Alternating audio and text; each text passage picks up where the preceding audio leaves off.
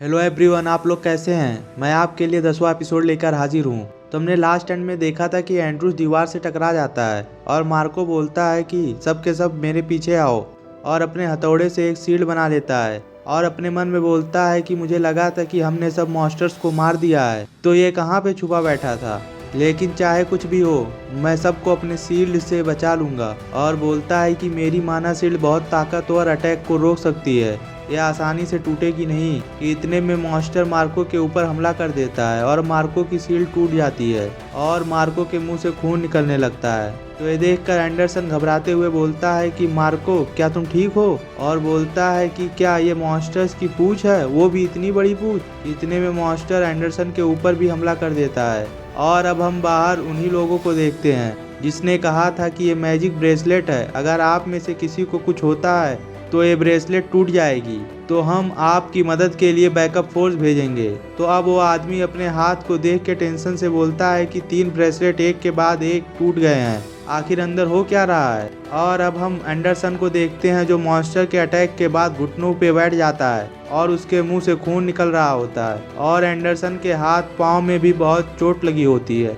और अब मॉन्स्टर दोबारा एंडरसन पे अटैक करने जा रहा होता है कि तभी जेफर एंडरसन के सामने आ जाता है और अपना वॉल ऑफ आयरन स्किल को एक्टिवेट करके एंडरसन को बचा लेता है। और हमें बताया जाता है कि वॉल ऑफ आयरन स्किल के डिफेंस पावर के नीचे अगर कोई अटैक करेगा तो वो अटैक काम नहीं करेगा। लेकिन अटैक रोकने के बाद जफर के हाथ में चोट लग जाती है और जफर अपने हाथ को देख के बोलता है कि वॉल ऑफ आयरन का डिफेंस भी इसे पूरी तरह से नहीं रोक सकता है। ये शायद 1 साल से भी कम पुराना है, लेकिन ये पहले से ही ताकतवर है। और मॉन्स्टर सब अपने पूंछ से एंड्रूस को फिर से पकड़ के उठा लेता है और जेफर को देख के दौड़ने लगता है। अब हमें बताया जाता है कि इसका नाम प्रीडेटर है। ये मॉन्स्टर्स फेरोमोन्स का इस्तेमाल करते हुए दूसरे मॉन्स्टर्स को अपनी परवरिश करने के लिए अट्रैक्ट करता है और उन्हें ये सोचने पर मजबूर करता है कि ये उनके अपनों में से एक है। और फिर जब ये एक बार बड़ा हो जाता है तो ये उन्हीं मॉन्स्टर्स को खा जाता है जो इनकी परवरिश करते थे। और सब मॉन्स्टर्स को मारने के बाद ये घोंसला छोड़ देता है। तो अब जेफर एंडरसन से बोलता है कि अगर तुम बुरा ना मानो तो मैं तुम्हारा भाला ले सकता हूँ। तो एंडरसन बोलता है कि रुको, तुम क्या करने जा रहे हो। तो जेफर भाले को स्टाइल में घुमाते हुए खड़ा हो जाता है और बोलता है कि तो फाइनली अब मुझे थोड़ा वार्म अप करने का मौका मिला है। और जेफर अपने हाथ में वाइट रोशनी जनरेट करते हुए मॉन्स्टर को बोलता है कि तुम मेरे हाथों से किस तरह से मरना चाहोगे। और अब हम जेफर का तीसरा पर्क देखते हैं जिसका नाम सिल्वर की होता है, जो एक भूले हुए कैसल में एक दरवाजे की चाबी है। और जिसके पास ये चाबी होगी वो किसी भी समय और कहीं भी सिल्वर की से कमरे में आइटम स्टोर कर सकता है और बाहर निकाल सकता है। और ये चाबी यूज करने वाला अपने लेफ्ट हैंड में ही आइटम स्टोर कर सकता है। तो अब जेफर सिल्वर की का यूज करके अपने हाथ से एक ड्रैगन वीड ग्रास और कपड़ा निकालता है और एंडरसन के सामने फेंक देता है और एंडरसन को बोलता है कि ड्रैगन वीड ग्रास एक नेचुरल टॉनिक है, इससे तुम्हारा दिमाग शांत रहेगा। और अपने हाथ के साथ भाला बांधते हुए एंडरसन से बोलता है कि तुम मेरे पीछे ही रहना, अब मैं यहाँ पे सीरियस होने जा रहा हूँ। तो एंडरसन बोलता है कि तुम क्या करने जा रहे हो, तुम कोई सोल्जर नहीं हो।